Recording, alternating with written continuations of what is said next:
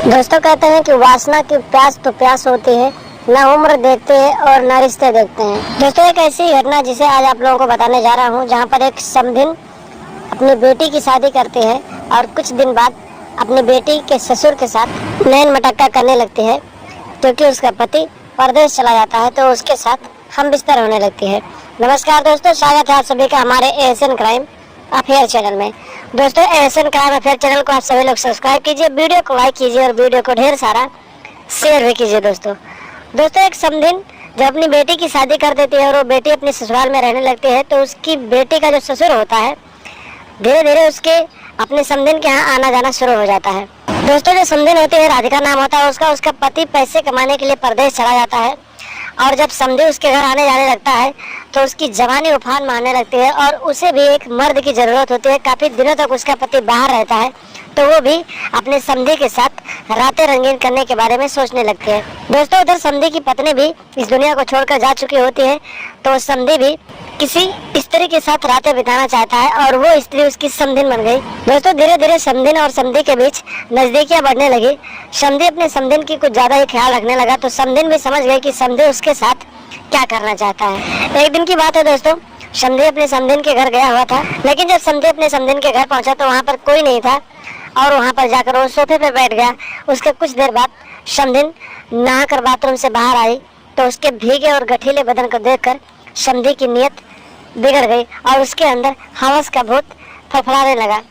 दोस्तों कुछ देर तक तो उसने अपनी समधिन को कुछ नहीं कहा। उसकी समधिन घर में गई और अपने कपड़े बदल कर आई और अपने समधी के लिए मिठाइयाँ लेकर आई, चाय लेकर आई और बैठकर दोनों बातचीत करने लगे। दोस्तों ऐसे कई दिन बीत गए। समधिन भी अपने समधी के साथ रात बिताना चाहती थी, लेकिन दोनों एक दूसरे से कुछ कह नहीं पाते थे। दोनों सोचते थे कि पहले ये कहे पहले वे कहे। इसी बीच एक दिन की बात है दोस्तों, समधी अपने समधिन के घर गया हुआ था। रात के करीब 10 बज रहे थे। समधिन का एक छोटा बेटा था, वो सो गया और समधिन अपने रूम में लेटी हुई थी और समधी का बिस्तर अपने घर के बाहर यानी बरामदे में लगा दी थी। रात के जब 12 बजे दोस्तों समधी को खुद कंट्रोल नहीं हुआ और वो कंट्रोल से जब बाहर हो गया तो अपने बिस्तर से उठा और सीधे समधिन के कमरे में चला गया और अंदर से लाइट ऑफ करके अपनी समधिन का बाजा बजाने लगा।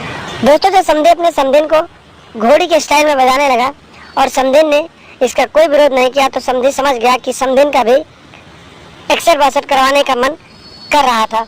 दोस्तों जब समधी ने अपनी समधिन से पूछा कि समधिन जी, आखिर तुमने जब मैं तुम्हारे साथ गेम खेलने लगा तो तुमने विरोध क्यों नहीं किया। उसके बाद समधिन ने कहा, समधी जी मैं भी कई दिनों से आपके साथ रातें रंगीन करना चाहती थी, लेकिन कुछ कह नहीं पाती थी और अगर आज आपने हिम्मत बना ही लिया तो मैंने सोचा कि चलो ठीक है, कोई बात नहीं, जो बात मैं नहीं कह पाई समधी जी ने हिम्मत बना के वो कर दिया। दोस्तों समधिन और समधी का यह रिश्ता ऐसे ही चलता रहा। एक दिन की बात है, समधिन जो राधिका थी उसका पति परदेश से घर वापस आ गया। उस दिन समधी अपने समधिन के ही घर था। पति घर वापस आया तो समधिन ने अपने समधी को समझाया कि रात को मेरे बिस्तर पे मत आना, जब आधी रात हो जाएगी पति सो जाएगा तो मैं खुद तुम्हारे बिस्तर पर आ जाऊंगी। दोस्तों रात के करीब 2 बज रहे थे। पति जब सो गया तो जो समधिन थी राधिका वो अपने बिस्तर से उठी और सीधे अपने समधी के बिस्तर में उसके चादर में जाकर घुस गई। लेकिन उसे नहीं पता था कि उसका जो पति है हारा थका परदेश से आया था, तो उसको नींद नहीं लग रही थी। दोस्तों समधिन को लगा कि उसका पति सो गया, लेकिन उसका पति जग रहा था और जब वो उठकर अपने समधी के चादर में घुसी और जाकर अपना गेम बजवाने लगी, तभी उसका पति उठकर वहां पर पहुंच गया जहां पर वो अपने समधी के साथ अपना बाजा बजवा रही थी। दोस्तों जब पति वहां पर पहुंच गया तो उसने इन दोनों के इस रिश्ते का विरोध किया और फिर अपने समधी के साथ हाथापाई करने लगा।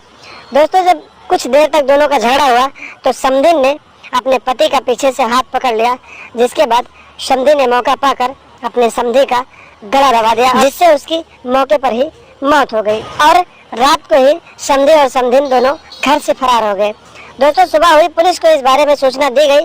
पुलिस मौके पर पहुंची और पुलिस ने लाश को अपने कब्जे में लेकर पोस्टमार्टम के लिए भेज दिया और फिर समधी और समधिन की तलाश करने लगी। पुलिस ने दोनों को हिरासत में लिया और पूछताछ किया, तो पूछताछ में दोनों ने डर के मारे अपना जुर्म कबूल कर लिया और उसके बाद पुलिस ने इन दोनों को हिरासत में लिया और आगे की कार्रवाई के लिए जेल में डाल दिया। तो दोस्तों मैंने आपको पहले ही बताया है कि जवानी जब चढ़ती है, हवस का भूत सवार जब होता है तो इंसान अपना रिश्ता भूल जाता है और अपने रिश्ते को तार तार कर देता है। उसे ये नहीं पता होता है कि वो जो करने जा रहा है किसके साथ करने जा रहा है। और दोस्तों हवस के चक्कर में कई सारे जाने जा चुकी हैं।